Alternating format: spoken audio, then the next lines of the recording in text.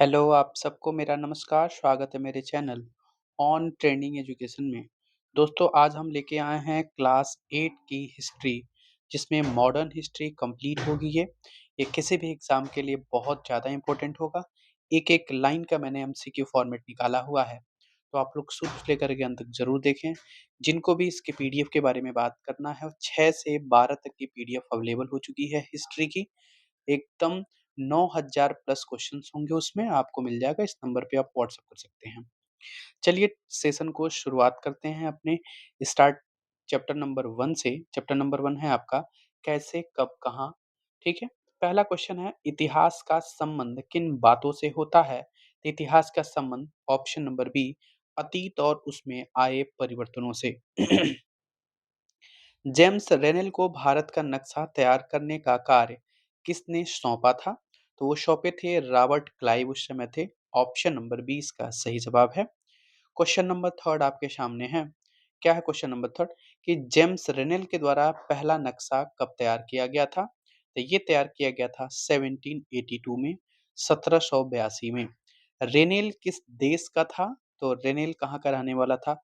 Britain का, मतलब कि इंग्लैंड का रहने वाला था। अगला क्वेश्चन है क्वेश्चन नंबर 5। मैं थोड़ा-सा बड़ा करता हूँ, हाँ, ध्यान दें। कह रहा है कि रेनेल के अनुसार भारत के नक्शे तैयार करने के लिए क्या ज़रूरी थे? इनको तैयार करने के लिए इनका मानना था कि इसमें आपको ब्रिटिश वर्चस्व स्थापित करने के लिए नहीं, इसमें मेरे ख़्याल से जो इसका सही करेक्ट आंसर होगा, वो होगा व्यापार को बढ़ाने के लिए, ऑप्शन नंबर बी, ठीक है ना? कह रहा है कि चित्र में जो आपका चित्र है, उसमें ब्रिटेनिया किसका प्रतीक दिखाया गया है? तो ब्रिटेनिया का मतलब इसमें ब्रिटिश का सत्ता की बात की गई है। क्लियर है पॉइंट? चलिए अगले पॉइंट की तरफ आते हैं। कह रहा है कि आधुनिक इतिहास में किन बातों का अध्ययन किया जाता है? तो इसमें आपको शहर, बाजार, संस्कृति, इन सब की बात की जाती है। Option number A. कह रहा है कि नए इतिहास लेखन का जो मुख्य उद्देश्य है वो क्या है? इसका उद्देश्य है ऑप्शन नंबर ए ही सही है, इस समाज के सभी वर्गों के जीवन को समझना। क्लियर है पॉइंट मेरा? अगला पॉइंट है आपको बहुत अच्छे-अच्छे एक-एक पॉइंट आपको मिल जाएँगे। यदि आपने सच में कोई बुक नहीं पढ़ा है अभी क्लास 8 की एनसीईआरटी का, तो आप केवल मेरे वीडियोज़ को देख लीजिए पूरे एमसीक्यू फॉर्मेट को, वो आप देख सकते हैं, पूरी चीज़ें क्लियर हो जाएँगी। अगला पॉइंट है आपके सामने क्वेश्चन नंबर 8 है। क्वेश्चन नंबर 8 कह रहा है, ध्यान दें, कि पुराने विज्ञापनों से हमें क्या समझने को मदद मिलती है? तो उनसे क्या मिलती है कि आपको अ, नए उत्पादों की बाज़ारों की तैयारी कैसे करनी चाहिए, इस प्रकार की मदद मिलते हैं। अगला पॉइंट है कि पुराने विज्ञापन किस चीज़ की ओर संकेत करते हैं? तो ये संकेत करते हैं कि नई रुचियाँ और चलनों की ओर, इस प्रकार के चाल-चलन है उसके ओर और नई रुचियाँ क्या हैं उनके तरफ। अगला बहुत इंपॉर्टेंट क्वेश्चन है कि जो लिप्टन चाय है उसका विज्ञापन किस वर्ष तैयार किया गया था? तो लिप्टन चाय का विज्ञापन 1922 में तैयार किया गया था, ऑप्शन नंबर ए। अगला पॉइंट है क्वेश्चन नंबर 11। 1922 के जो लिप्टन चाय है, उसके विज्ञापन में क्या दर्शाया गया है कि उसमें दर्शाया गया था कि दुनिया के जो शाही लोग हैं, वही चाय पीते हैं और कोई नहीं पीता है। कह रहा है कि राजकुमार आर्थर कौन थे? तो राजकुमार जो आर्थर थे, वो महारानी विक्टोरिया के तीसरे बेटे थे। ऑप्शन नंबर ए आपका सही जवाब है। 13 नंबर आपके सामने है कि राजकुमार आर्थर को कौन-सी उपाधि दी गई थी? तो राजकुमार आर्थर को जो उपाधि थी उसका नाम था ड्यूक ऑफ कनॉट। क्या नाम था? ड्यूक ऑफ कनॉट की उपाधि राजकुमार आर्थर को दी गई थी। क्वेश्चन नंबर 14 की तरफ आते हैं। 14 क्या कह रहा है? 14 का है कि ब्रिटिश इतिहासकारों ने भारत का इतिहास किस आधार पर लिखा था? तब जो इसका आधार था वो लिखा था गवर्नर जनरलों के शासन काल पर लिखा था कि किस प्रकार से गवर्नर जनरल आए, क्या आए, उस प्रकार से। कह रहा है कि ब्रिटिश इतिहास की जो शुरुआत है वो किससे मानी गई है? वो मानी गई है किससे? तो ये मानी गई है आपकी 15 का जो आंसर होगा, ये वॉरेन हेस्टिंग्स के शासन से मानी गई है, ऑप्शन नंबर ए। अगला पॉइंट है कि ब्रिटिश इतिहास का जो अंत है वो किससे जुड़ा हुआ है? तो ब्रिटिश इतिहास का जो अंत है वो लॉर्ड माउंटबेटन के, आपको पता है कि 1947 में हमारा भारत देश आज़ाद हुआ, तो उस समय जो गवर्नर जनरल थे वो आपके लॉर्ड माउंटबेटन ही थे। तो उनके समय ने इसका इतिहास वो लॉर्ड माउंटबेटन के समय से जुड़ा है। अगला पॉइंट है आपका 17 नंबर। यदि पूरी चीज़ों को देख लेते हैं आप, तो कहीं भी आपको जाने की ज़रूरत नहीं है। किसी भी प्रकार के अन्य वीडियोज़ या अन्य बुक्स पढ़ने की ज़रूरत नहीं पड़ेगी। एनसीईआरटी की जो भी फैक्ट हैं, वो सारे इस वीडियो से आपको मिल जाएँगे क्लास 8 की हिस्ट्री से। अगला पॉइंट है आपका कि ब्रिटिश इतिहास की किताबों में तिथियों का महत्व किस आधार पर तय होता था? कि अधिकारियों की गतिविधियों और नीतियों के अनुसार तय होता था। Option number A. क्लियर है पॉइंट? अगला पॉइंट है कि गवर्नर जनरलों की इतिहास में किसकी गतिविधियों की अनदेखी की गई थी? इसमें भारतीय समाज और वर्गों की जो यहाँ के लोग थे, इनके बारे में वहाँ पे किसी भी प्रकार का ज़िक्र नहीं किया गया था, किसी प्रकार की गतिविधि नहीं देखी गई थी। अगला पॉइंट है आपका कि इतिहास के अध्ययनों को बाँटने का जो मुख्य उद्देश्य है वो क्या है? इसलिए कि आपके अलग-अलग कहानियों को समझने के लिए, उनको याद रखने में आसानी है होने के लिए इतिहास के अध्यायों को बाँटा गया है। इसलिए कि किस प्रकार के इतिहास को कब पढ़ना है, किस अध्याय में पढ़ना है, किस चैप्टर में पढ़ना है, इस प्रकार से आपको आसान हो जाए। क्वेश्चन नंबर 20 की तरफ आते हैं। ये बहुत इंपॉर्टेंट है कि हिस्ट्री ऑफ ब्रिटिश इंडिया नामक पुस्तक किसने लिखी थी? ये मैं आपको बता दूँ, बहुत ज़्यादा इंपॉर्टेंट है कि जो हिस्ट्री ऑफ ब्रिटिश इंडिया की जो पुस्तक है, वो लिखने वाले कौन हैं? आपने यदि पढ़ा होगा थोड़ा-सा भी तो ज़रूर ध्यान होगा, वो हैं आपके जेम्स मिल। क्या नाम है इनका? जेम्स मिल नाम है, ऑप्शन नंबर ए। अगला है हिस्ट्री ऑफ ब्रिटिश इंडिया जो बुक है वो कब लिखी गई है? वो लिखी गई है आपकी कब? 1817 में लिखी गई थी, ऑप्शन नंबर ए। अगले पॉइंट की तरफ आते हैं। जेम्स मील ने भारत के इतिहास को कितने खंडों में बांटा? देखिए, भारत के इतिहास को उन्होंने भी 3 खंडों में ही बांटा है। ऑप्शन नंबर ए आपका सही है। अगला पॉइंट है भारत के जो मील के अनुसार भारतीय इतिहास के 3 जो कालखंड हैं वो कौन-कौन से? कोई भी एक्स्ट्रा फैक्ट आपको बताने की ज़रूरत नहीं पड़ेगी। आपको उसी के एमसीक्यू फॉर्मेट में मैंने तैयार करके दे दिया है। तो इसके जो 3 कालखंड है वो कौन-कौन से हैं? पहला है हिंदू, दूसरा है मुस्लिम और तीसरा है ब्रिटिश। ये आप जानते हैं, जैसे हम लोग जानते हैं प्राचीन, मध्य और आधुनिक। ये मील के अनुसार नहीं था। मील के अनुसार था कि हिंदू, मुस्लिम और क्या था? ब्रिटिश। ये 3 प्रकार के कालखंडों को यानी बाँटा है भारतीय इतिहास को। किसने? तो ये मील ने बाँटा है। अगला पॉइंट हम देखते हैं कि मील किस देश के निवासी थे? तो ये मेरे ख्याल से सबको पता है, आपने पढ़ा है तो। मील जो हैं वो आपके स्कॉटलैंड के निवासी थे। कहाँ के थे? स्कॉटलैंड के निवासी थे। अगला पॉइंट है आपका इतिहास को अलग-अलग कालखंडों में बाँटने का उद्देश्य क्या है? कि किसी दौर की खासियतों और उसके केंद्रीय तत्वों को समझना। Option number A. अगला पॉइंट है 26 नंबर कि कालखंडों को बांटने में उपयोग किए जाने वाले शब्द क्या दर्शाते हैं? वो दर्शाते हैं आपके कि आपके अतीत के बारे में हमारे विचार क्या हैं, इनके बारे में। Option number A. क्लियर है पॉइंट? आते हैं 27 नंबर की तरफ। 27 नंबर कह रहा है कि मील का मानना था कि एशियाई समाज किस मामले में यूरोप से पीछे है। तो वे समझते थे कि हमारी जो सभ्यताएँ हैं, यानी उसके मामले में हम पीछे हैं, यानी ऑप्शन नंबर ए। मील के अनुसार अंग्रेजों के आने से पहले भारत में किसका शासन था? बहुत इंपॉर्टेंट है। वे थे आपके जो हिंदू और मुसलमान के जो तानाशाही लोग थे, उन वर्गों का आपके भारत में क्या था? शासन था। मील की दृष्टि में भारतीय समाज की क्या स्थिति थी? तो उनमें था कि इसमें धार्मिक बैर थे, आपस में धार्मिक रूप से दुश्मनी थी, जातिगत बंधन थे और अंधविश्वास से घिरा हुआ समाज था। ये आपके ऑप्शन नंबर ए है। मील की दृष्टि से भारतीय समाज इस प्रकार से कुछ था। मिल की राय में जो ब्रिटिश शासन है वो भारत को किस राह पर ले जा सकता है? तो क्या युद्ध की राह पर, विनाश की राह पर, धर्म की कट्टरता की राह पर? नहीं, बिल्कुल। ये सभ्यता की कमी थी जो सभ्यता की राह पर ब्रिटिश शासन ले जा सकता है, ये मील का मानना था। मील के अनुसार भारत में क्या लागू किया जाना चाहिए? उन्होंने कहा कि यहाँ के यूरोपीय शिष्टाचार को लागू किया जाए। वहाँ की जो कला है, वहाँ की जो संस्थान है, वहाँ के जो कानून हैं, वो भारत में लागू किए जाने चाहिए। अगला पॉइंट है आपके सामने। हम आते हैं 32 की तरफ। उम्मीद करते हैं आप सबको अच्छे समझ में आ रहा होगा, पॉइंट सारे क्लियर हैं।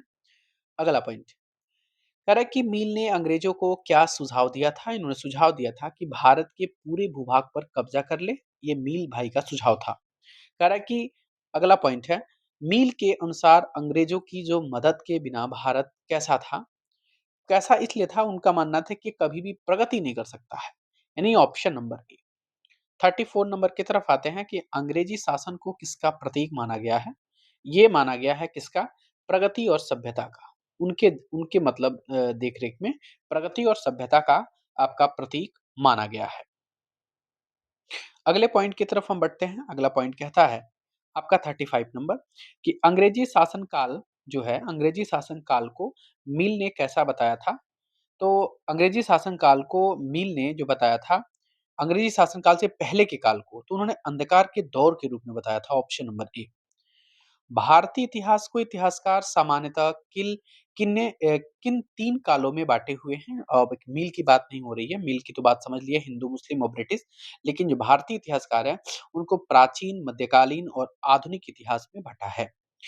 पश्चिम में आधुनिक काल को किस युग के रूप में देखा गया? इसमें विज्ञान, तर्क, लोकतंत्र, समानता के विकास के युग के रूप में आधुनिक काल को देखा गया है। 38 नंबर है। 38 नंबर की बात करेंगे हम। इसमें कह रहा है कि कई इतिहासकार अंग्रेजी शासन के काल को किस नाम से पुकारते हैं? तो इनको हम औपनिवेशिक युग का नाम देते हैं। इसमें उपनिवेश बढ़े थे, ऑप्शन नंबर ए। 39 नंबर कह रहा है कि अंग्रेजों ने भारत में अपना शासन कैसे स्थापित किया था? तो उन्होंने सबसे पहले जो राजा होते थे, नवाब होते थे, उनके द उनके उनको उनको उन्होंने अपने पास में मिलाया, फुसला करके उसके बाद उनको आपस में दबा करके उनकी चीज़ों को खत्म करके, उनको प्रेशराइज़ करके, उनको हरा करके वो अपने शासन को स्थापित किए। अगला पॉइंट है, अंग्रेजों ने शासन स्थापित करने के बाद से किस पर नियंत्रण किया था? तो अंग्रेजों ने शासन नियंत्रण करने के लिए इस पर किन अर्थव्यवस्था और समाज पर उन्होंने अपना सबसे पहले नियंत्रण जमाया था। अगला है 41 नंबर कि अंग्रेजों ने अपने खर्च पूरे करने के लिए क्या किया था? इन्होंने क्या किया था? पूरे खर्च करने के लिए राजस्व वसूलना शुरू किया था, तभी तो वहीं से पैसे आए उनके।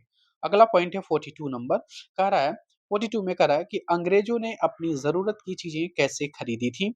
उन्होंने अपनी ज़रूरत की चीज़ें काफ़ी सस्ती कीमत पर खरीद करके अपने काम चला लेते थे और इनको जहाँ ज़रूरत पड़ती थी व्यवसाय के लिए, इनको लाभ के लिए, तो सस्ती चीज़ों को खरीद करके महँगी चीज़ों पे ला करके बेच देते थे। ये वो अपने देश से लाकर के भारत में महँगी चीज़ों बेचते थे और यहाँ की चीज़ों को सस्ती खरीदते थे और वहाँ पे लाकर के महँगी चीज़ों को बेचते थे। जैसे मसालों का व्यापार, साठ पूने के व्यापार में आपको पता है पोर्तुगीज़ जब आया था, वास्को डी गामा ने इस प्रकार से उन्होंने लाभ कमाया था। अब आते हैं 43 नंबर कि अंग्रेज़ों ने निर्यात के लिए क्या कराया था? इन्होंने निर्यात के लिए क्या कराया? इन्होंने महत्वपूर्ण फसलों की खेती को कराना शुरू किया था। Option number A. Clear point? अब इसमें आपको किसी को भी अभी ज़ीरो टू हीरो मैंने लॉन्च किया हुआ है एनसीईआरटी हिस्ट्री का, केवल आपको 61 रुपीज़ में मिल जाएगा। इसमें 9000 एमसीक्यू प्लस क्वेश्चन्स होंगे। आपके 6 टू 12th आपके होंगे इसमें, 6 टू 12। यदि आप नोट्स के साथ लेना चाहते हैं तो आपको केवल 99 रुपीज़ में मिल जाएगा। इसको करने के लिए आपको व्हाट्सएप करना होगा 7905858205 में। किसी भी प्रकार के एग्ज़ाम के लिए ये ज़ीरो टू हीरो है। आपको एक-एक लाइन बाय लाइन आपको मिलेगा 6 से 12 तक के 9000 प्लस क्वेश्चन्स आपके होंगे एमसीक्यू फॉर्मेट। केवल का केवल आपका ओनली 61 रुपीज़ में। क्लियर है? 44 नंबर आपका क्वेश्चन है अगला कि ब्रिटिश शासन के कारण समाज में किस प्रकार के बदलाव आए?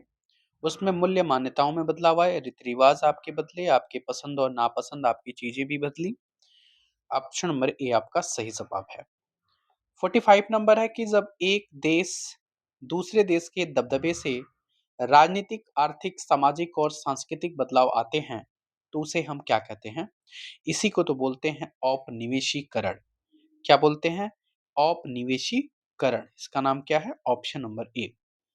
अगला पॉइंट है 46 नंबर कि औपनिवेशीकरण की प्रक्रिया में कौन-कौन से पहलू प्रभावित होते हैं? इसमें आपके राजनीतिक, आर्थिक, सामाजिक और सांस्कृतिक पहलू प्रभावित होते हैं। 47 नंबर है 1946 में भारत में कौन-सी सेना में सिपाहियों ने बगावत की थी? ये आपका है शाही भारतीय सेना जो नौसेना होती है, इन्होंने क्या की थी? बगावत किया था। अगला पॉइंट है भारत की औपनिवेशिक सरकार 1946 में क्या करने को प्रयास कर रही थी?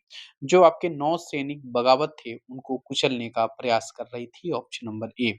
और तीनों ऑप्शन आपके इसमें हैं बगल में। आपके यहाँ है 3 ऑप्शन कि स्वतंत्रता आंदोलन को समर्थन करने में बिल्कुल नहीं, संविधान को निर्माण करने में नहीं, किसानों की सहायता करने का बिल्कुल नहीं। अगला पॉइंट है 49 नंबर, इनको देखते हैं कि बम्बई से भेजी गई जो रिपोर्ट है, उसमें क्या बताया गया था? उसमें बताया गया था कि जो आपके सेना के जहाज और दफ्तरों पर कब्जा करेगी। यही होगा ऑप्शन नंबर, या आपकी बंदरगाह पूरी तरह बंद कर दिया गया है। क्या होगा 49 का आंसर? 49 का आंसर जो मेरे ख्याल से हो सकता है वो ऑप्शन नंबर ए, सेना जहाज़ों और दफ्तरों पर क्या करेगी, तो कब्जा करेगी। एक रिपोर्ट आई थी बम्बई की तरफ से, उसमें एक रिपोर्ट में इस बात का ज़िक्र किया गया था। नहीं, देखते होंगे आपके बुक के साइड में जो आपकी होती है ना, बना दी जाती है। मैंने वहाँ से भी क्वेश्चन को निकाला है। हो सकता है वहाँ से उठा करके पूछते तो क्या होगा? कह रहा है कि कराची से मिली रिपोर्ट के अनुसार जो कितने विद्रोहियों को गिरफ्तार किया गया था, ये गिरफ्तार होने वाले में लोग थे वो मात्र 301 लोग थे, 301 लोगों को गिरफ्तार किया गया था। कराची में किन्हें सैनिक निगरानी में रखा गया था? तो इसमें जो जो सारे दफ्तर हैं, वो सारे दफ्तरों को सैनिक निगरानी में क्या कर दिया गया? रख दिया गया था। विशाखापट्टनम की जो स्थिति थी वो रिपोर्ट में क्या बताई गई थी? इस रिपोर्ट में बताई गई थी कि आपकी जो स्थिति हो पूरी तरह से नियंत्रण में थी। बिल्कुल सही जवाब है इसका ऑप्शन नंबर ए, पूरी तरह नियंत्रण में थी, इस बात का ज़िक्र किया गया था। अब अगला पॉइंट है 53 नंबर क्या कह रहा है? 53 नंबर कह रहा है मेरा कि जो विशाखापट्टनम में किस प्रकार की सुरक्षा व्यवस्था की गई थी। इसमें आपके जो जहाज और प्रतिष्ठान थे उन पर सैनिक गार्डों को तैनात कर दिया गया था। आते हैं 54 नंबर की तरफ। 54 नंबर क्वेश्चन है हमारा, कह रहा है कि रिपोर्ट में एक संभावना की ओर संकेत किया गया है कि संकेत ये है कि कुछ सिपाही काम पर न आए, ऑप्शन नंबर ए। ठीक है? कह रहा है कि इन रिपोर्ट में कौन-सा विभाग काम कर रहा था, तो उसमें आपका गृह विभाग जो आपकी क्या नाम होम मिनिस्ट्री है उसमें काम कर रही थी, ऑप्शन नंबर ए। ठीक है? अगला पॉइंट है आपके सामने, महत्वपूर्ण दस्तावेजों को सुरक्षित करने के लिए किन संस्थानों की स्थापना की गई है? ये आपकी की गई है अभिलेखागार और संग्रहालयों की स्थापना की गई है। अगला पॉइंट है 19वीं सदी की शुरुआत में प्रशासनिक शाखाओं के बीच क्या भेजा जाता था? तो ये भेजा जाता था आपका पत्र और ज्ञापन, ऑप्शन नंबर ए। अगला पॉइंट है अभिलेखागारों में कौन से दस्तावेज देखे जा सकते हैं? तो ये आपके जिलाधिकारियों की रिपोर्ट और उच्च अधिकारियों के निर्देशों को देखा जा सकता है। आते हैं 59 नंबर की तरफ। कह रहा है कि 19वीं सदी के शुरुआती वर्षों में दस्तावेजों की किस प्रकार से देखभाल की जाती थी? इसमें सावधानी पूर्वक नकलें बनाई जाती थी, इसकी ऑप्शन नंबर ए। जो खुशनवीसी है, खुशनवीसी या उसको हम सुलेखन वीस के नाम से भी जानते हैं, वो किसे कहा जाता है? जिसमें आपकी जो सुंदर लिखावट होती है उसमें दस्तावेज लिखने वाले लोगों को हम खुशनवीसी का नाम देते हैं, जिनको अच्छे-अच्छे सुंदर-सुंदर आपकी अच्छी हैंडराइटिंग इनकी होती है वो। 19वीं सदी के मध्य तक कौन-सी तकनीकें फैल गई थी? तो आपकी जिसमें छपाई तकनीक फैल गई थी, प्रिंटिंग, ऑप्शन नंबर ए। छपाई तकनीक से फैलने से क्या हुआ था? इसमें ये हुआ था कि जो सरकारी दस्तावेज़ थी, इनकी कई प्रतियाँ बनने लगी थी। एक के हज़ारों प्रतियाँ आपकी छपने लगी थी और मार्केट में आने लगी थी। औपनिवेशिक शासन में किसका महत्व बढ़ता गया? तो औपनिवेशिक जो शासन है, उसमें सर्वेक्षण का जो है महत्व वो बढ़ता गया, ऑप्शन नंबर ए। अंग्रेजों की नज़र में विद्रोही जनता कैसी थी? तो वो लालची थी और काफ़ी निर्दयी होती थी, ऑप्शन नंबर ए। अगला अगला चैप्टर है चैप्टर नंबर 2। यहाँ पे हमारा टोटल एमसीक्यू इसमें था आपको 64 देखने को मिले हैं। अब आते हैं हम चैप्टर नंबर 2 में। इसमें आपको एमसीक्यू जो देखने को मिलेंगे, इसमें आपको लगभग 100 प्लस होंगे। 100 प्लस का मतलब आप मान सकते हैं कि 100 प्लस क्या, इसमें लगभग हमारे ख्याल से 200 के आस-पास आपको एमसीक्यू देखने को मिलेंगे। 200 प्लस भी हैं, लगभग 227 एमसीक्यू हैं, क्योंकि ये बहुत इंपॉर्टेंट चैप्टर है। ये आपके 227 एमसीक्यू इस चैप्टर से हैं, चैप्टर नंबर 2। तो बिल्कुल ध्यान से देखिएगा, बहुत ज़्यादा इंपॉर्टेंट है। देखिए क्वेश्चन आपका कि मुगल साम्राज्य का जो आखिरी शक्तिशाली बादशाह था वो कौन था? तो आपको पता है 1707 में इनकी मृत्यु हो जाती है, औरंगजेब। ये उसके बाद से पूरा मुगल एम्पायर थोड़ा-सा लड़खड़ा जाता है, लगभग पतन की तरफ चला जाता है। औरंगजेब की मृत्यु कब होती है? तो इनकी मृत्यु 1707 में होती है। अगला पॉइंट है आपका, औरंगज़ेब की मृत्यु के बाद से जो मुगल साम्राज्य में क्या हुआ? तो इसमें आपके मुगल साम्राज्य क्या हुआ कि दिल्ली की सत्ता और मजबूत हुई, कि या साम्राज्य मजबूत हुआ, या आपके जो सूबेदार और जमींदार थे वो स्वतंत्र होने लगे। ज़ाहिर-सी बात है, इनके मरने के बाद से जो सूबेदार थे और जमींदार थे वे स्वतंत्र होने लगे थे। अगला पॉइंट है क्वेश्चन नंबर 4। औरंगज़ेब के बाद से दिल्ली का जो राजनीतिक प्रभाव था, वो दिल्ली का राजनीतिक प्रभाव स्थिर रहा था। सॉरी, स्थिर नहीं रहा, कम हो गया था इनके मरने के बाद से। ऑप्शन नंबर सी। 18वीं सदी में उत्तरार्ध में कौन-सी एक नई शक्ति भारत में उभरने लगी थी? 18वीं सदी में आपको देखने को मिलता है, उसमें जो आपकी अंग्रेज़ थे उनकी शक्ति, उनका बोलबाला आपका सामने आने लगा। अंग्रेज़ भारत में किस रूप में सबसे पहले आए थे? सबसे पहले वो व्यापारिक कंपनी ने व्यापार करने के उद्देश्य से भारत में एंट्री किए थे। अंग्रेजों की भारत में शुरू में किस बात में अधिक दिलचस्पी थी? तो सबसे अधिक दिलचस्पी किसमें थी? तो व्यापार करने में थी। 1857 के समय में विद्रोहियों ने किसे अपना नेता बनाया था? तो ये बनाया था बहादुर शाह जफर को। Option number C. Option number C, Bahadur Shah Zafar को बनाया था। 1857 के विद्रोह के बाद से अंग्रेजों ने बहादुर शाह जफर के साथ क्या किया? उन्होंने उनको क्या राजा घोषित किया? बिल्कुल नहीं, उन्हें मारा भी नहीं। उनको उनको देश से निकाल दिया गया था। Option number B. अगला पॉइंट क्या है? अगला पॉइंट हम बात करेंगे क्वेश्चन नंबर 10। क्वेश्चन नंबर 10 है कि जो बहादुर शाह जफर के बेटों को क्या किया गया था? बहुत दर्दनाक बात है ये कि किसी के सामने किसी बेटों की हत्या कर दी गई। मतलब उनके बेटों को उनके सामने ही मार दिया गया, यानी मार डाला गया। Option number C. आते हैं अगले पॉइंट की तरफ। 11 नंबर की तरफ क्या कह रहा है? कह रहा है कि ईस्ट इंडिया कंपनी ने इंग्लैंड की महारानी से चार्टर कब हासिल किया था? तो चार्टर हासिल करने का जो लक्ष्य है इनका, वो कब किया गया था? सन 1600 ईस्वी में। Option number A. चार्टर का जो मतलब है वो क्या था? तो चार्टर का मतलब है कि व्यापार का एकाधिकार इनको मिल गया था। अगला पॉइंट है आपके सामने। अगला पॉइंट देखेंगे। कह रहा है कि इंग्लैंड की महारानी एलिजाबेथ प्रथम जो है ना, उन्होंने चार्टर किसे दिया था? तो उन्होंने चार्टर देने का जो काम किया था वो ईस्ट इंडिया कंपनी को दिया था। ऑप्शन नंबर आपका सी है।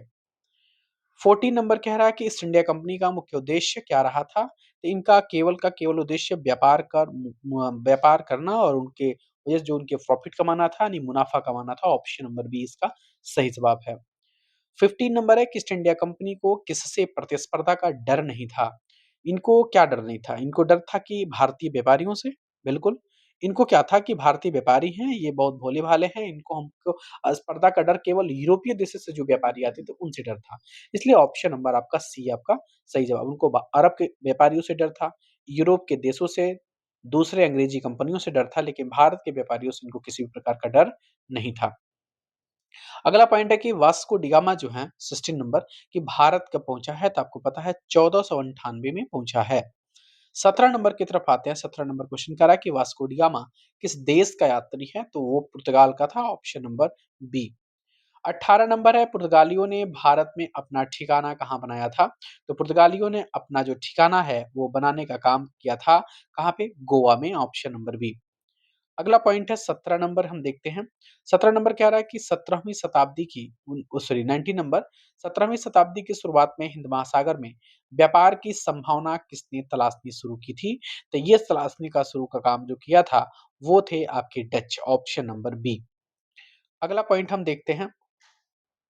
ईस्ट इंडिया कंपनी का जो व्यापार है वो मुख्य रूप से कहाँ तक था? तो ये था आपके यूरोप से एशिया तक। Option number B. Option number B, Europe से एशिया तक था। क्लियर है? अगला पॉइंट है 21 नंबर की। समस्या यह थी कि सारी कंपनियां एक ऐसी चीजें ही खरीदना चाहती थी जो यूरोप के बाजारों में किस वस्त्र की जबरदस्त मांग थी।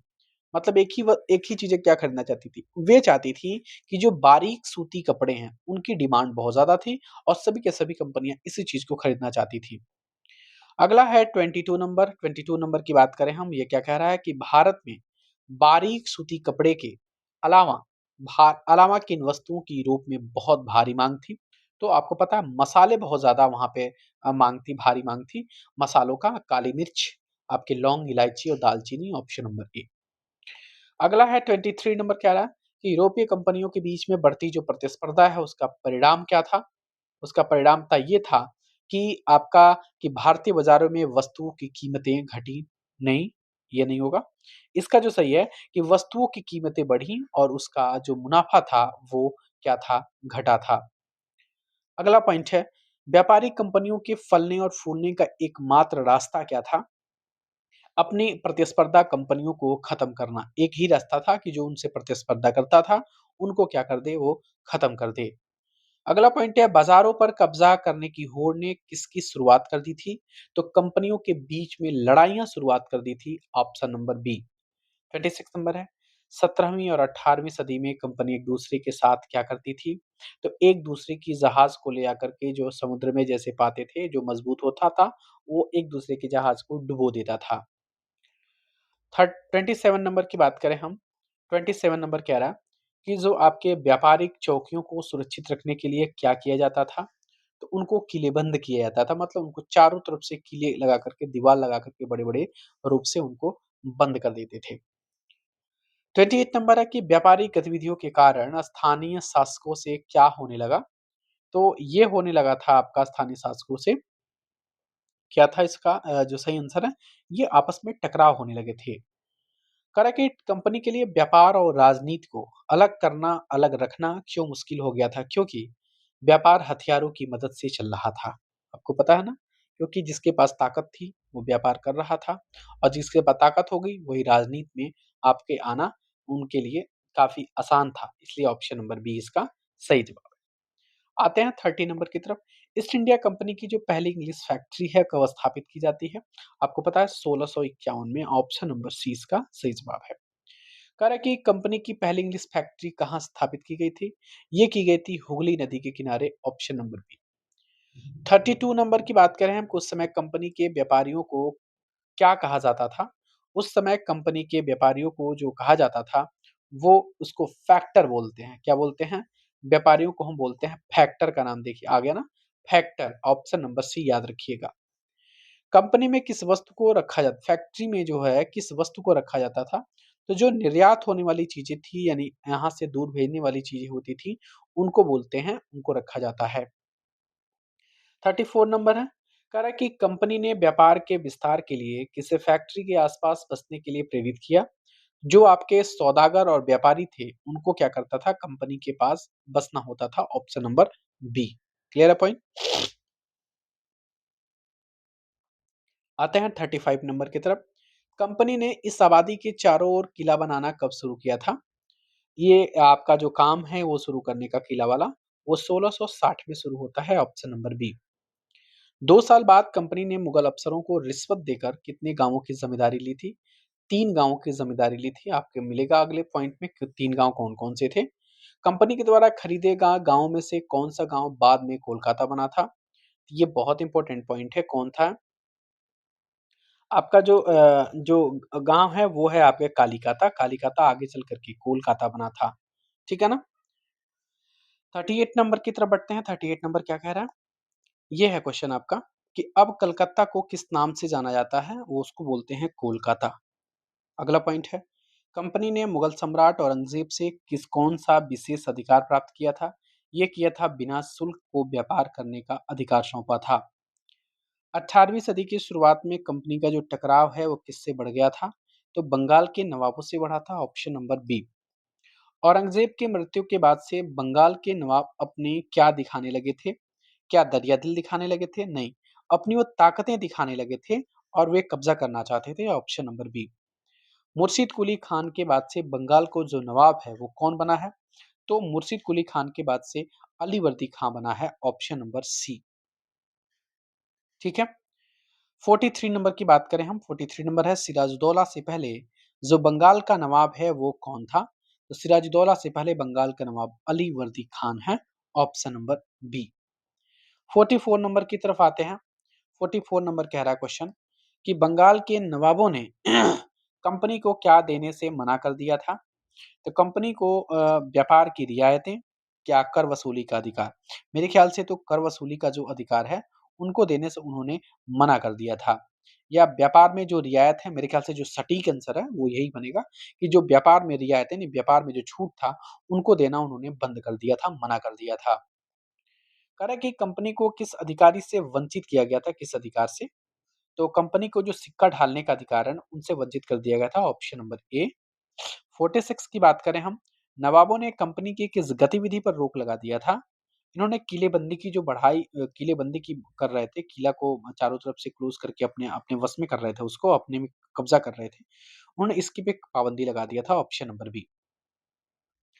अब बात करते हैं 47 नंबर, बंगाल के नवाबों का जो आरोप है, वो आरोप था कि कंपनी की वजह से क्या घट रहा है?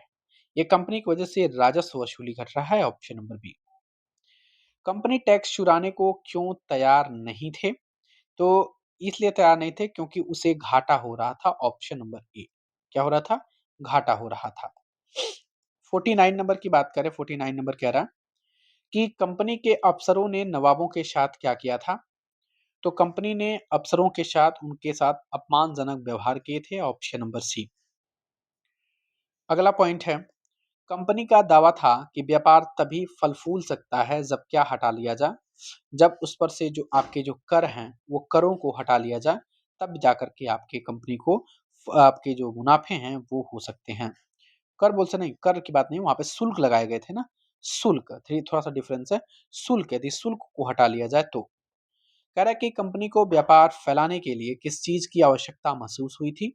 तो ये महसूस हुई थी आपकी किसकी, किस चीज की आवश्यकता की? जमीन और किलेबंदी की। बिल्कुल बात सही है, क्या उनका ये आपका सही है, इसकी बात सही थी। कह रहा है कि अली वर्दी खान की जो मृत्यु है वो कब हुई थी? अली वर्दी खान की जो मृत्यु है वो कब हुई थी? ये हुई थी आपकी 1756 में। किसके? 1756 में, ऑप्शन नंबर सी इसका सही जवाब है। अली वर्दी खान के मृत्यु के बाद से जो बंगाल का नवाब है वो कौन बना था? ये बने थे आपके सिराजुद्दौला, ऑप्शन नंबर बी। कह रहा है कंपनी को सिराजुद्दौला से किस बात का भय था? उनका किस बात से भय था भैया? कि उनकी ताकत से। कंपनी को सिराजुद्दौला की ताकत से भय था कि ये हमको हरा देगा, उसके बाद से हमारे साम्राज्य पर कब्जा कर लेगा। क्लियर है?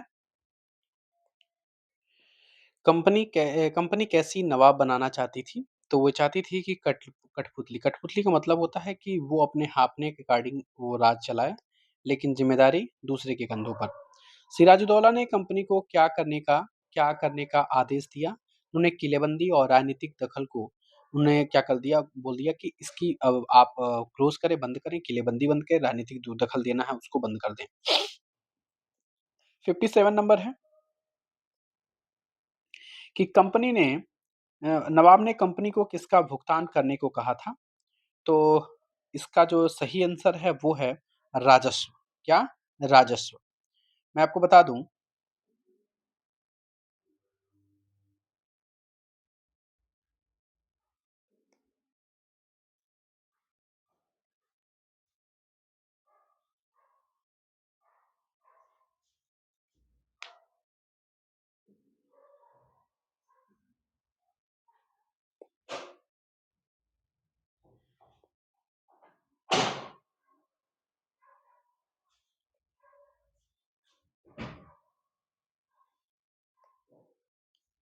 ये आपका जीरो टी हीरो लेवल है, देख लीजिए।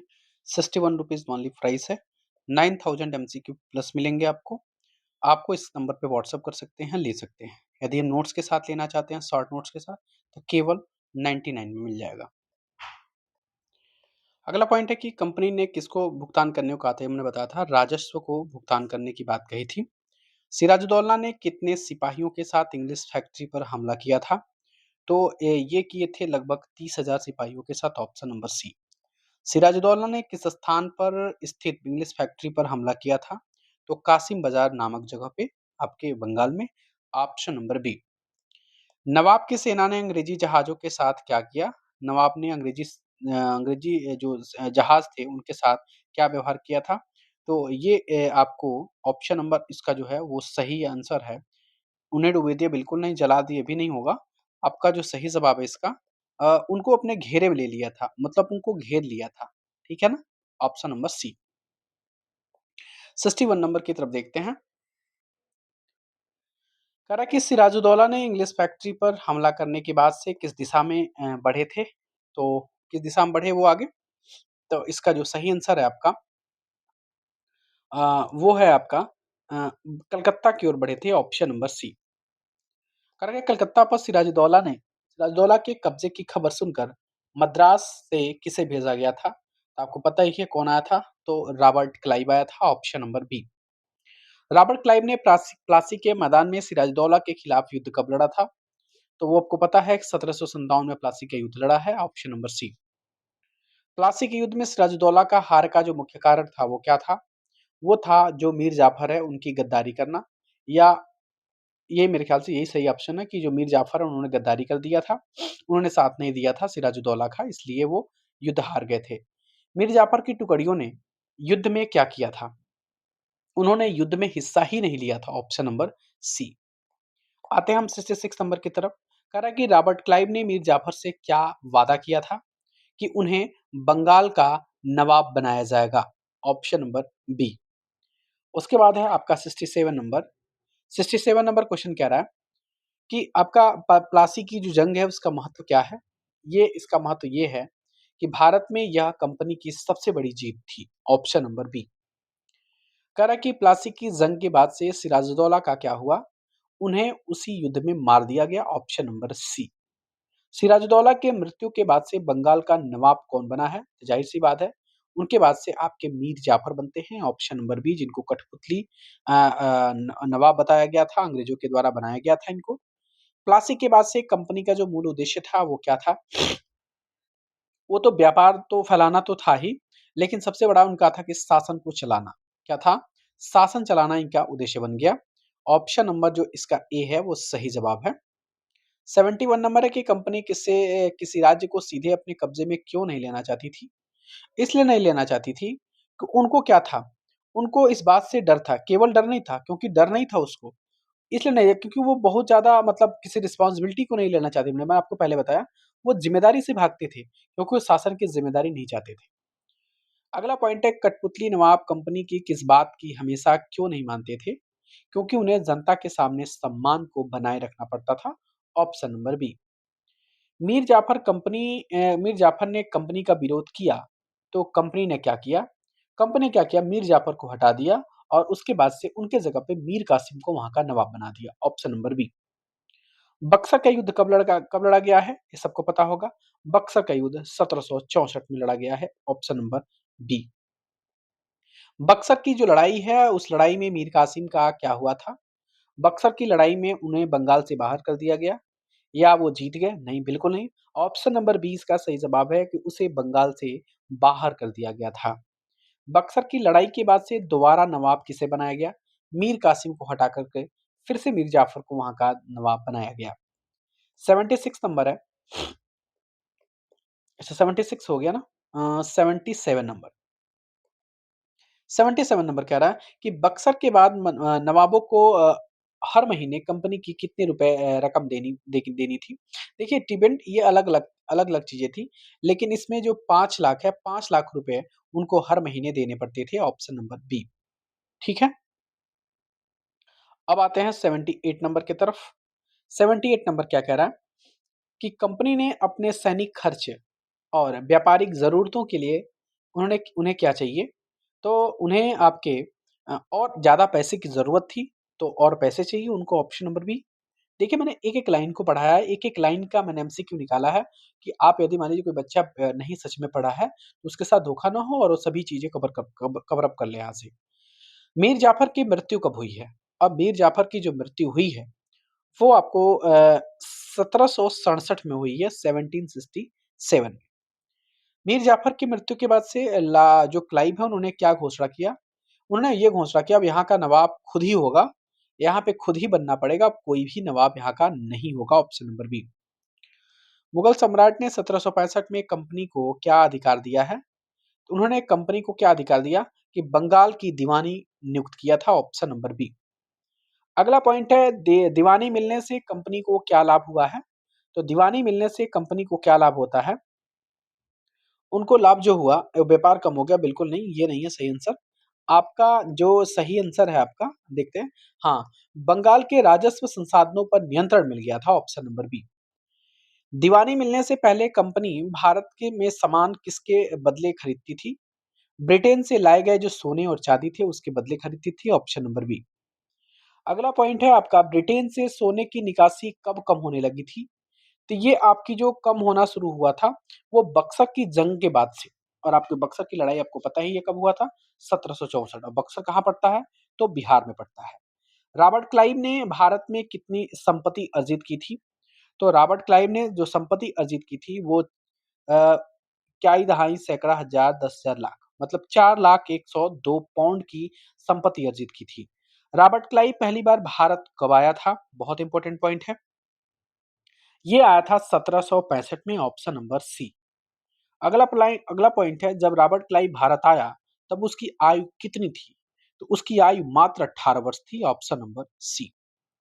अगला पॉइंट हम देखते हैं 87 नंबर। 87 नंबर की तरफ आते हैं। 87 नंबर है कि रॉबर्ट क्लाइव को भारत में किस पद पर नियुक्त किया गया था? तो ये आपको पता है कि वो गवर्नर के पद पर नियुक्त हुआ था, option number B. Robert Clive Bharat में कितनी बार गवर्नर बना था? तो भारत में वो 2 बार गवर्नर बना था, ऑप्शन नंबर बी इसका सही जवाब है। 89 नंबर की तरफ बढ़ते हैं। क्लाइव को कंपनी के भीतर किस समस्या को समाप्त करने का कार्य सौंपा गया था? तो भ्रष्टाचार को समाप्त करने का कार्य सौंपा गया था। रॉबर्ट क्लाइव को ब्रिटिश संसद में अपनी सफाई देने कब पड़े थे? तो अपनी सफाई देने मतलब कि ज़्यादा उन पे वो मतलब भ्रष्टाचार का आरोप लगा था, जिसकी वजह से उनको सफाई देनी पड़ी थी। तो सफाई वो कब दिए थे? ऑप्शन नंबर आपका जो सही जवाब है इसका 1772 की बात है वो। ऑप्शन नंबर नेक्स्ट है क्वेश्चन नंबर 91 कि रॉबर्ट क्लाइव पर किस प्रकार का आरोप लगा था? तो इस पर भ्रष्टाचार का लगा था, option number B. Robert Clive को भ्रष्टाचार के आरोपों से क्या क्या पाया गया था? तो इनको क्या दोषी पाया गया था? इनको क्या पाया गया था? तो इनको दोषी नहीं, लेकिन इनको क्या पाया गया? इनको बरी कर दिया गया था। ठीक है ना? इनको बरी कर दिया गया था। बहुत पुख्ता सबूत नहीं मिले थे, इसलिए उनको बरी कर दिया गया। रॉबर्ट क्लाइव की जो मृत्यु होती है, आत्महत्या कर लेता है बेचारा लास्ट में जाकर के। तो इनकी जो आत्महत्या है वो कब होती है? ये होती है 1774, मात्र 2 साल के बाद से हो जाती है। रॉबर्ट क्लाइव की जो मृत्यु होती है वो कैसे होती है? तो ये होती है आपके आत्महत्या से। बक्सर की जो लड़ाई होती है वो किस वर्ष होती है? 2 बार हो गया, ये होती है 1764 में। बक्सर की लड़ाई के बाद से कंपनी ने भारतीय रियासतों में क्या तैनात किए? उन्होंने अपने रेज़िडेंट तैनात किए थे। अब ये बताते हैं अगले क्वेश्चन में कि रेज़िडेंट क्या होते हैं? 97 है कि रेज़िडेंट कौन होते हैं? ये कंपनी के एक राजनीतिक या बोले हम व्यावसायिक प्रतिनिधि होते थे, जो उस राज्य के अंदर क्या चीज़ें हो रही थी, सारी गतिविधियों को ध्यान रखते थे। करें कि रेज़िडेंट का जो मुख्य कार्य है वो क्या था? तो रेज़िडेंट का जो मुख्य कार्य है वो मैं आपको बता रहा हूँ। ये केवल कर एकत्र करना नहीं था, ये कंपनी के हितों की रक्षा करना और उनके आगे बढ़ने की प्लानिंग करना कि कंपनी किस प्रकार से आगे बढ़े, इस राज्य में क्या-क्या ज़रूरतें हैं, क्या-क्या चीज़ें हैं, किस प्रकार के लोग हैं, किस प्रकार के शासन कर सकते हैं, इन सभी जानकारियाँ, इंटरनल, एक्सटर्नल की जानकारियाँ ये रेज़िडेंट देते थे। करें कि रेजिडेंट की नियुक्ति से कंपनी को क्या लाभ हुआ? इनको भारतीय राज्यों के भीतर जो मामलों में यानी इंटरनल अफेयर जो होते थे, उनके बारे में इनको जानकारी होती थी और ये उनका लाभ उठाते थे और उठा करके अपनी कंपनी के हेड सीनियर को देते थे। अगला पॉइंट है कि कंपनी के अधिकारी भारतीय राज्यों में किन मामलों में हस्तक्षेप करने लगे थे? तो ये आपके जो उत्तराधिकार होता था उनमें भी हस्तक्षेप करते थे। किस प्रकार की पद की नियुक्ति करनी है उस प्रकार के हस्तक्षेप ये करने लगे थे। 101 नंबर है कि सहायक जो संधि है इसका अर्थ क्या है? सहायक संधि का अर्थ होता है कि आपके जो कंपनी है और भारतीय रियासत के बीच में एक सैन्य समझौता होता था, ऑप्शन नंबर बी। जो रियासत सहायक संधि को स्वीकार कर लेता था या बात मान लेता था, उसे क्या नहीं करने होते थे? उसे क्या करने पड़ते थे?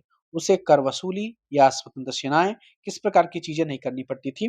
तो उनको जो करना होता था, वो स्वतंत्र सेनाएँ रखना पड़ता था, इस प्रकार की चीज़ें नहीं करनी होती थी, ठीक है ना?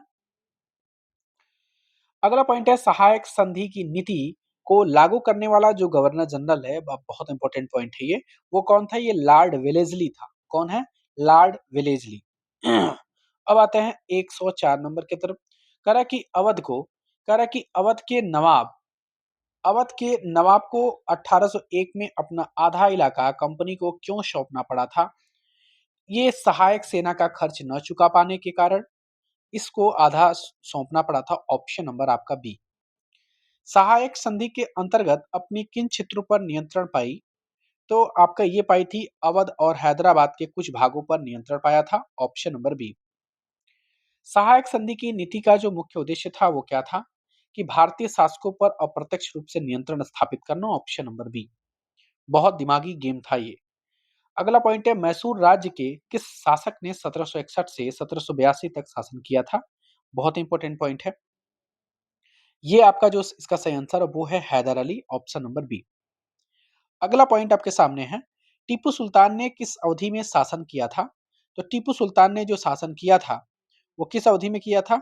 वो 1782 से लेकर के 1799 तक किया था। चलिए हम 109 नंबर की तरफ बढ़ते हैं। 109 नंबर क्या कह रहा है कि मैसूर राज्य किस तट के व्यापार पर नियंत्रण रखता था? तो ये रखता था आपके मालाबार तट पर। कहाँ पे? मालाबार तट पर, option number B. Company Mysore से कौन-सी वस्तुएँ खरीदती थी? उसमें आपकी कार्डमम था, आपके काली मिर्च थी, ये इस प्रकार की चीज़ें कंपनी खरीदती थी और ले आकर के बहुत महँगी चीज़ों को बहुत महँगे दामों पर उसको बेचती थी, ऑप्शन नंबर बी।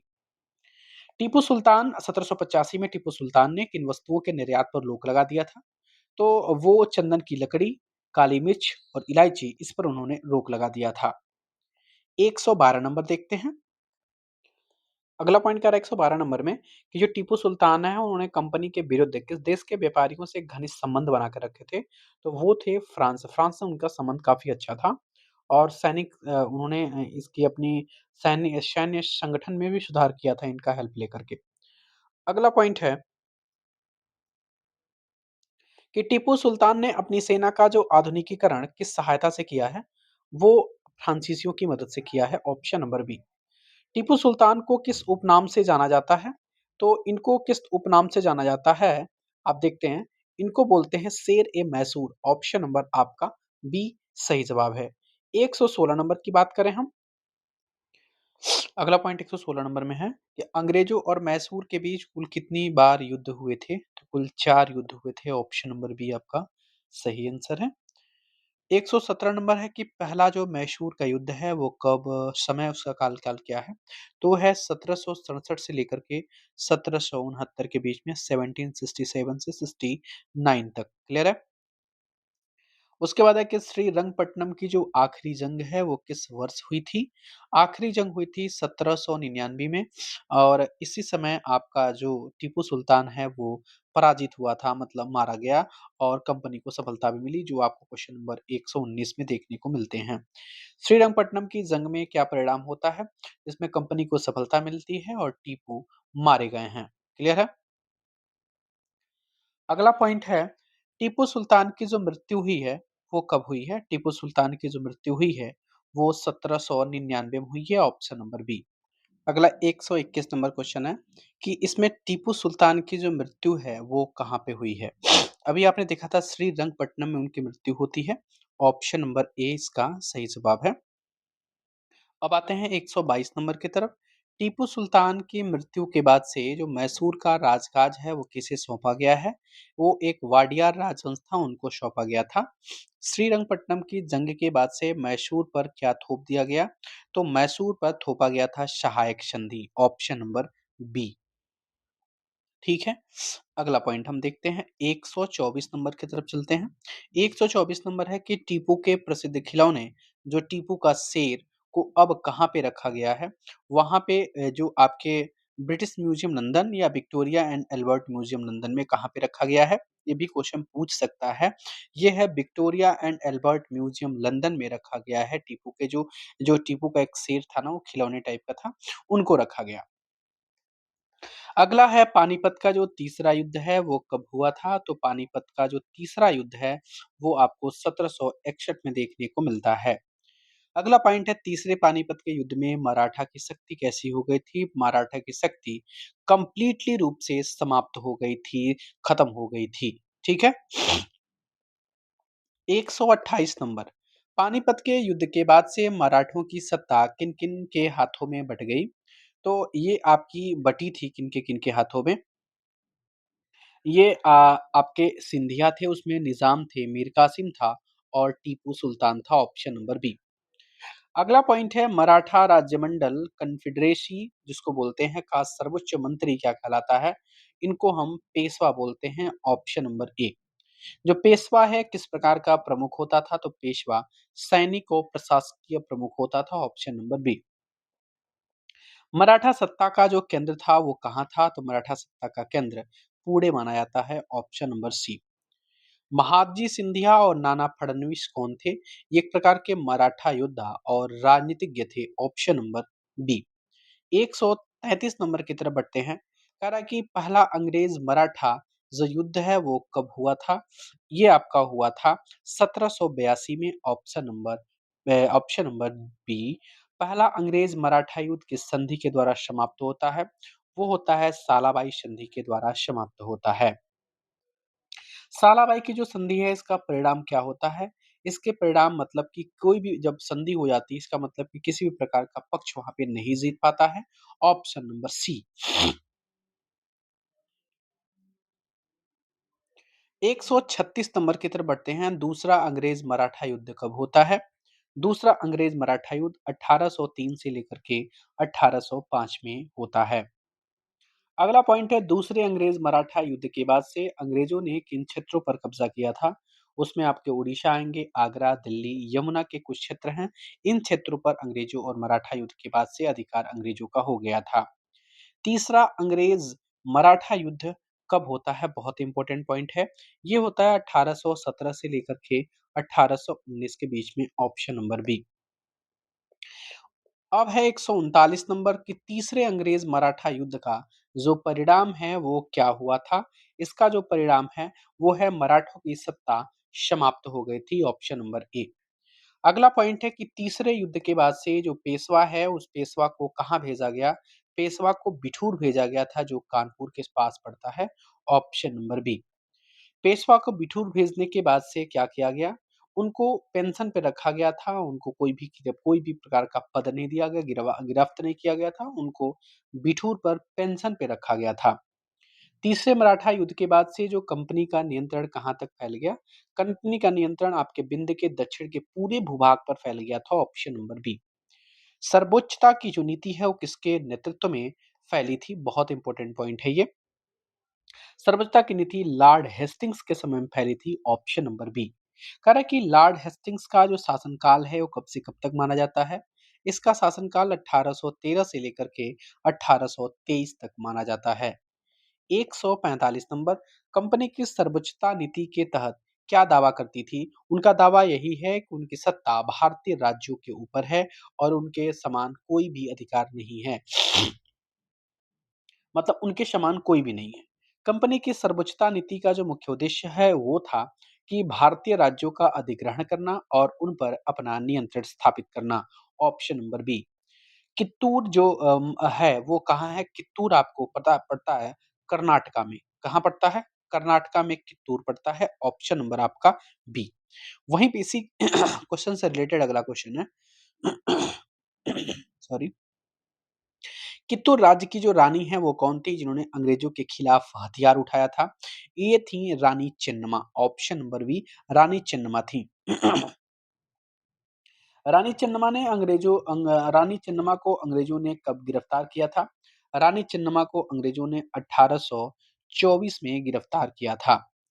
अगला पॉइंट है 150 नंबर की तरफ बढ़ते हैं। रानी चेन्नम्मा की जो मृत्यु है वो कब होती है? उनकी मृत्यु जेल में ही हो जाती है और कब होती है? तो 1829 में। Option number B. उसके बाद है कि रानी चेन्नम्मा के बाद अंग्रेजों के खिलाफ संघर्ष किसने जारी रखा था? तो एक रायन्ना नाम का चौकीदार था, उन्होंने रखा था। Option number B. रायन्ना किस स्थान पर रहने वाले थे? तो जो रायन्ना थे ये रहने वाले थे संगोली के स्थान पर, संगोली जिला है वहां के रहने वाले थे ये। रैन्ना का जो पेशा था वो क्या था? रैन्ना एक प्रकार का गरीब चौकीदार था। Option number B. कह रहा है कि रैन्ना को अंग्रेजों ने फांसी कब दी थी? रैन्ना को अंग्रेजों ने फांसी 1830 में दिया था। कह रहा है कि रानी चेन्नम्मा और रैन्ना के संघर्ष किस नीति के विरोध में थे? ये आपके सर्वोच्चता की नीति के विरोध में थे। Option number B. उम्मीद करते हैं आप सबको पसंद आ रही है। प्लीज वीडियो को शेयर करें, अपने दोस्तों के बीच में जरूर शेयर करें। एक लाइक का ऑप्शन जरूर है, लाइक मुझे जरूर दे दें, इससे मोटिवेशन जरूर मिलेगा मुझे। और जिन भी भाई बहन को 6 से लेकर के 12 तक, मैं फिर से बता रहा हूँ, 6 से लेकर के 12 तक आपको शॉर्ट हैंड रिटेन नोट्स चाहिए हिस्ट्री के, तो मिल जाएगा। आपको इसकी पूरी एमसीक्यू कंप्लीट फॉर्मेट आ गई है। एमसीक्यू मैं आपको बता दूं, जिसमें से 9000 प्लस एमसीक्यू हैं। आप ले सकते हैं, केवल 61 रुपीज प्राइस मैंने रखा है। आपको लेने के लिए 790 5858 205 पे आपको व्हाट्सएप करना पड़ेगा। यहाँ पे किसी भी प्रकार की आपकी इंक्वायरी है, आप वहाँ पे अपनी इंक्वायरी ले सकते हैं। अगला पॉइंट है, 1830 के दशक के अंत में ईस्ट इंडिया कंपनी को किससे डर था? तो 1830 के दशक में अंत में ईस्ट इंडिया कंपनी को किससे डर था? बहुत इंपॉर्टेंट पॉइंट है। चलिए बताइए, इसका जो डर था वो रसिया से था, मतलब रूस से था। अब ठंडी का मौसम आ गया, अब आपको थोड़ी-सी कोल्ड होना शुरू होगा। सब लोग ध्यान से रहें, बच के रहें। अंग्रेजों और अफ़गानिस्तान के बीच में पहली लंबी लड़ाई कब लड़ी गई थी? अफ़गानिस्तान की बात कर रहा है ये। ये लड़ी गई थी 1838 से लेकर के 1842 के बीच में लड़ी गई थी, ऑप्शन नंबर बी। 1838 और 1842 के बीच में हुई अफ़गान युद्ध का परिणाम क्या हुआ था? इस युद्ध का जो परिणाम है, वो देखने को मिलता है कि अफ़गानिस्तान पर अप्रत्यक्ष कंपनी का शासन स्थापित हो चुका था, अप्रत्यक्ष रूप से। 1843 1843 में कंपनी ने किस क्षेत्र पर अपना कब्जा किया था? 1843 की बात करेंगे तो वो सिंध पर कब्जा किए थे, ऑप्शन नंबर बी। क्लियर है पॉइंट मेरा? एक सिंध पर कब्जा किए थे। 160 की तरफ बढ़ते हैं। 160 क्वेश्चन है कि पंजाब में कंपनी की दाल नहीं गलने दी, यह किस शासक ने किया था? तो ये पंजाब की बात करें तो महाराजा रणजीत सिंह की बात करेंगे हम, ऑप्शन नंबर सी। महाराजा रणजीत सिंह की जो मृत्यु है वो कब होती है? इनकी मृत्यु होती है आपकी 1839 में। कब होती है? 1839 में, ऑप्शन नंबर बी। अब आते हैं 162 की तरफ। कह रहा है कि रणजीत सिंह की मृत्यु के बाद से अंग्रेजों ने पंजाब के साथ कितनी लड़ाइयां लड़ी थी? तो रणजीत सिंह की मृत्यु के बाद से अंग्रेजों ने पंजाब के साथ कितनी लड़ाइयां लड़ी? बहुत इंपॉर्टेंट पॉइंट ये भी है। उन्होंने 2 लड़ाइयां लड़ी थी, ऑप्शन नंबर बी 2। कह रहा कि अंग्रेजों ने पंजाब का जो अधिग्रहण है वो कब किया था? तो 1849 में। कब किया था? 1849 में पंजाब का अधिग्रहण किया था, ऑप्शन नंबर डी। अगला पॉइंट है, 1848 से 1856 के बीच में कंपनी ने क्षेत्रीय विस्तार की आखिरी लहर किसके शासनकाल में चली थी? बहुत इंपॉर्टेंट पॉइंट है। ये इसका जो सही आंसर है वो आपको देखने को मिलेगा लॉर्ड डलहौजी के शासनकाल में। हड़प और नीति का सिद्धांत इसने लाया था। कह रहा है कि कह रहा है कि लॉर्ड डलहौजी ने कौन सी नीति अपनाई थी? इन्होंने एक विलय की नीति, जिसको हम डॉक्ट्राइन ऑफ लैप्स का नाम जानते हैं, इन्होंने इस नीति का पालन किया था, इस नीति की अपनाई थी। डलहौजी की जो विलय की नीति थी वो किस आधार पर लागू होती थी? ये शायद सबको पता है, उनकी नीति यही थी। यदि मान लीजिए उस राज्य का कोई शासक है और उसकी मृत्यु हो जाती है और उसका कोई वारिस पुरुष नहीं है, तो उसका राज्य का अधिग्रहण आपकी जो ब्रिटिश गवर्नमेंट थी वो कर लेती थी। तो ऑप्शन नंबर बी। विलय की नीति के तहत किन रियासतों को कंपनी ने अपने अधीन लिया था? तो सबसे पहले लेने वाला था सतारा, उसके बाद नागपुर, झांसी, बहुत सारे राज्य हैं इसमें। आपके ऑप्शन नंबर ए इसका सही जवाब है। अगला पॉइंट हम देखते हैं। अगला पॉइंट आपके सामने है कि एक 168 में सतारा को कब ब्रिटिश साम्राज्य में मिलाया गया था? तो सतारा को मिलाने का जो काम हुआ था वो हुआ था आपका 1838 48 में, ऑप्शन नंबर बी। संबलपुर को कंपनी ने किस वर्ष हड़प लिया था? तो संबलपुर को हड़पने का काम 1850 में है। कब है? 1850 में, ऑप्शन नंबर बी। उसके बाद है कि उदयपुर को किस वर्ष कंपनी ने अपने नियंत्रण में लिया था? उदयपुर को 1852 में लिया था, और ऑप्शन नंबर सी। वहीं पे नागपुर राज्य का विलय कब हुआ था? तो नागपुर राज्य का जो विलय देखने को मिलता है वो मिलता है 1853 में, ऑप्शन नंबर बी। उसके बाद क्या रहा है अगला क्वेश्चन, कि झांसी का जो विलय है वो कब किया गया?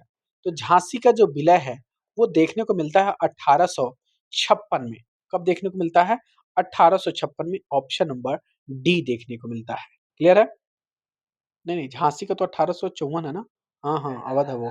1854 में, ऑप्शन नंबर बी। क्लियर है? कह रहा है कि अवध का अधिग्रहण कंपनी ने कब किया था? कह रहा है कि अवध का जो अधिग्रहण है कंपनी ने कब किया था? ये आपका इसका आंसर आपका 1856 होगा, ऑप्शन नंबर सी। अंग्रेजों ने अवध पर कब्जा करने के लिए कौन सा तर्क दिया था? उन्होंने कहा था कि यहाँ का जो नवाब है उसको कुशासन, मतलब नवाब का कुशासन समाप्त करना है, यानी नवाब को शासन करने नहीं आ रहा है, ऑप्शन नंबर सी। कह रहा है कि अवध के लोगों ने किस विद्रोह में भाग लिया था? बहुत इंपॉर्टेंट पॉइंट है ये। बहुत ज्यादा इंपॉर्टेंट पॉइंट है। उन्होंने एक महान विद्रोह हुआ था 1857 की क्रांति, आपको पता है। अवध के सबसे ज्यादा सैनिकों ने भाग लिया था, सबसे ज्यादा लोगों ने भाग लिया था, option number C. Warren Hastings किस अवधि तक भारत का गवर्नर जनरल बना रहा? ये बना रहा था 1773 से लेकर के 1785 तक, option number B. Warren Hastings ने किसके शासनकाल में कंपनी की शक्ति को मजबूत किया था? वॉरेन हेस्टिंग्स ने किसके शासनकाल में, तो ये है आपके कंपनी के शासनकाल में उन्होंने कंपनी की शक्ति को मजबूत किया था, ऑप्शन नंबर सी। अब कह रहा है कि वॉरेन हेस्टिंग्स के समय कंपनी ने किन किन क्षेत्रों में सत्ता स्थापित कर ली थी? आपको पता है वॉरेन हेस्टिंग्स के समय तक कंपनी ने किन किन क्षेत्रों में सत्ता स्थापित की थी? तो पहला है बंगाल, दूसरा है मद्रास और तीसरा है चेन्नई, नहीं, मैसूर, हैदराबाद, अवध। ये इंपॉर्टेंट पॉइंट है आपका, मेरे ख्याल से यही सही है ना? हाँ, नहीं नहीं सही था, पहले वाला सही था, कि आपका बंगाल, मद्रास, बम्बई, ये वाला सही ऑप्शन है। ध्यान दें, ये वाला सही ऑप्शन है आपका, बंगाल, मद्रास और मुंबई। 179 की बात करेंगे कि कंपनी के शासनकाल में ब्रिटिश इलाकों को किस नाम से जाना जाता था? तो ब्रिटिश रियासतों को प्रेसिडेंसी के नाम से जानते हैं, ऑप्शन नंबर सी। उस समय भारत में कुल कितनी प्रेसिडेंसियां हुई हुई थी? उस समय प्रेसिडेंसी जो थी मात्र 3 थी, ठीक है ना? ऑप्शन नंबर आपको देखने को मिलेगा बी। कौन कौन सी 3 प्रेसिडेंसी? तो बंगाल, मद्रास, मुंबई, यही आपको देखने को मिलता है, ऑप्शन नंबर ए। प्रत्येक प्रेसिडेंसी का जो शासन है वो किसके अधीन होता था? तो प्रत्येक प्रेसिडेंसी का शासन है वो गवर्नर के अधीन होता था, ऑप्शन नंबर सी। तीनों प्रेसिडेंसी के ऊपर कौन होता था? तो तीनों प्रेसिडेंसी के जो ऊपर है वो आपको गवर्नर जनरल देखने को मिलता है, सबसे ऊपर होता था। 184 नंबर 184 की बात करेंगे हम कि वॉरेन हेस्टिंग्स के मुख्य रूप से किस क्षेत्र में उन्होंने सुधार किया था? तो वॉरेन हेस्टिंग्स की बात किया जा रहा है, तो ये सुधार किए थे सबसे ज्यादा न्याय प्रशासन में, ऑप्शन नंबर सी। किस वर्ष में नई व्यवस्था व्यवस्था लागू हुई थी, नई न्याय व्यवस्था लागू हुई थी? तो ये हुई थी 1772 में। नई न्याय व्यवस्था के अनुसार प्रत्येक जिले में कितनी अदालतें स्थापित की गई थी?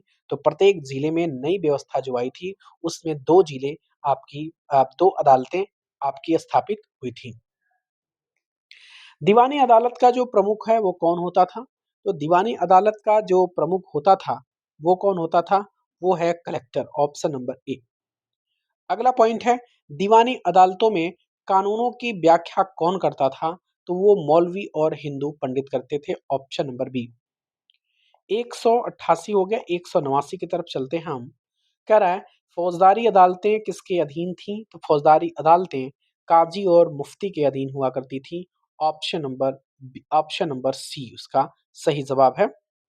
उसके बाद 190 नंबर की बात करें कि फौजदारी अदालतों की निगरानी कौन करता था? तो फौजदारी अदालतों की निगरानी कलेक्टर करते थे, option number B. Warren Hastings England कब लौटा था? तो वॉरेन हेस्टिंग्स इंग्लैंड 1785 में लौटा था। वॉरेन हेस्टिंग्स पर आरोप किसने लगाया था? तो ये लगाने वाले थे एडमंड बर्क नाम का था, option number C. Warren Hastings किस बात का आरोप लगाया गया था कि उनको बंगाल का शासन ढंग से नहीं चला पा रहे थे, इस प्रकार का आरोप उन पे लगा था, option number B. Warren Hastings पर ब्रिटिश संसद में क्या कार्यवाही हुई थी? तो उन पे एक महाभियोग लगाया गया था, ऑप्शन नंबर बी। 195 की तरफ आते हैं, 195। वॉरेन हेस्टिंग्स पर चले महाभियोग का मुकदमा कितने वर्षों तक चला था? ये चला था आपका कितने वर्षों तक? 7 साल तक, 7 वर्षों तक। ठीक है, अगला पॉइंट हम देखते हैं। अगला पॉइंट क्या है आपका? 1765 यहाँ पे होना चाहिए, है ना? 196 नंबर क्वेश्चन यहाँ पे लिख लीजिए। 196 ये है 1765 में तैयार करने का कार्य कितने पंडितों को सौंपा गया था? 1765 है ना ये? 196, एक मिनट थोड़ा सा ध्यान दे लें। हाँ, इसमें 11 पंडित थे। हाँ, 11 पंडित, ऑप्शन नंबर डी। कह रहा है भारतीय कानूनों के संकलन का अंग्रेजी में अनुवाद किसने किया था? इसमें हार्वर्ड में किया था, ऑप्शन नंबर बी। यूरोपीय न्यायाधीशों के लिए मुस्लिम कानूनों की जो संहिता है वो कब तैयार की गई थी? तो ये तैयार की गई थी कब? 198, ये तैयार की गई थी आपकी 1778 में ना, 1778 में, ऑप्शन नंबर सी। 199 1773 के रेगुलेटिंग एक्ट के तहत क्या स्थापित किया गया था? यह स्थापित किया गया था सर्वोच्च न्यायालय, ऑप्शन नंबर बी।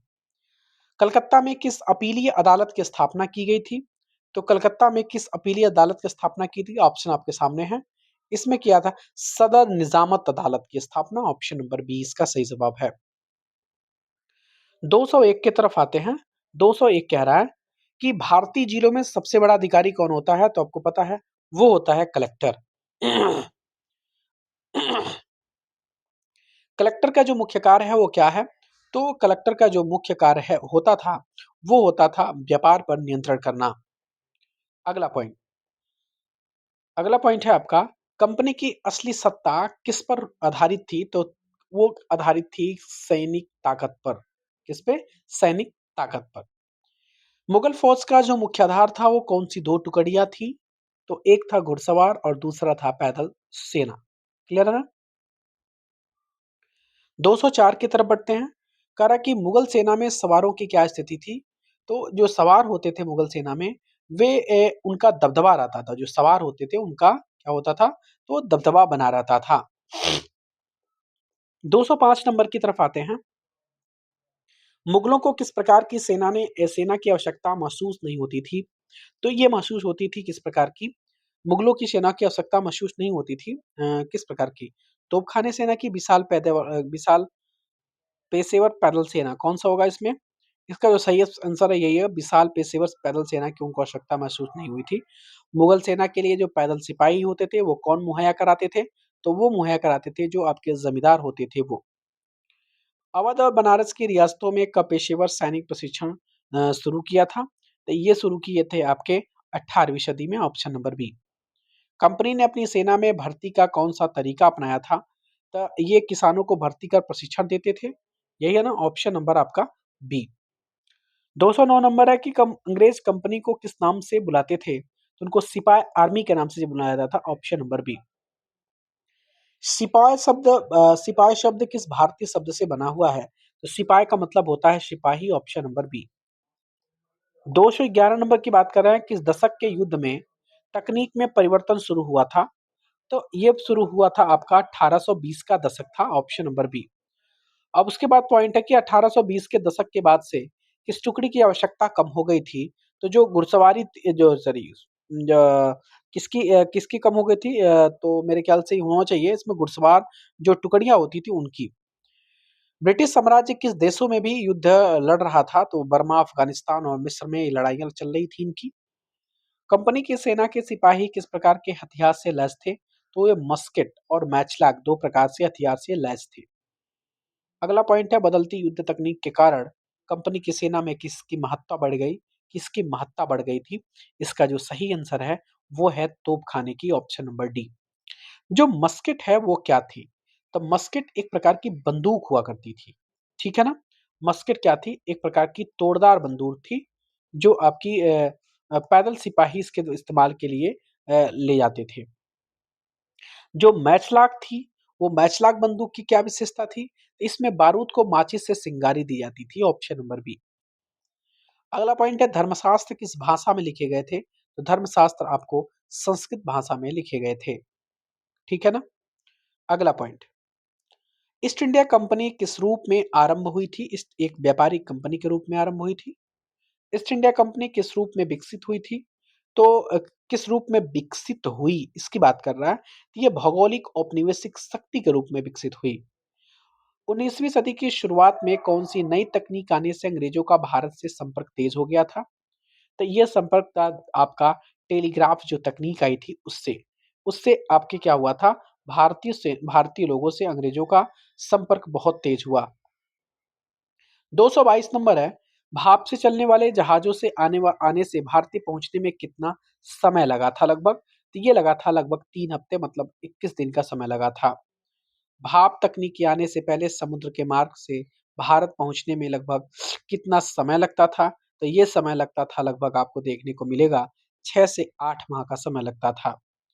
1857 तक भारतीय उपमहाद्वीप के कितने प्रतिशत भूभाग पर कंपनी का सीधा प्रशासन होता था? कितना शासन था? तो ये था लगभग 63% पर। ये बहुत इंपॉर्टेंट पॉइंट है। 1857 तक भारतीय उपमहाद्वीप की कितनी प्रतिशत आबादी पर कंपनी का सीधा शासन स्थापित था? ये था आपका 78% पर। 226 नंबर की तरफ आते हैं। देखिए इस चैप्टर से मैंने बोला था 227 क्वेश्चन है, मैंने 227 क्वेश्चन आपको कराया है। शेष भारतीय भूभाग और आबादी पर कंपनी का कैसा प्रभाव था? तो ये प्रभाव था अप्रत्यक्ष रूप से, ऑप्शन नंबर बी। क्लियर है? अगला और लास्ट क्वेश्चन इस चैप्टर का कि 1857 तक व्यावहारिक रूप से भारत पर किसका नियंत्रण स्थापित हो चुका था? तो इसका स्थापित हो चुका था ईस्ट इंडिया कंपनी का, ऑप्शन नंबर सी। 2 चैप्टर मैंने कंप्लीट कर लिया है, मैंने बोला है 6 से लेकर के 12 तक किसी को भी एमसीक्यू फॉर्मेट चाहिए हिस्ट्री का, तो आप व्हाट्सएप कर सकते हैं 7905858205 पर। ठीक है, ये एमसीक्यू फॉर्मेट आपको लगभग 9000 प्लस क्वेश्चन के साथ मिलेंगे। क्लियर है?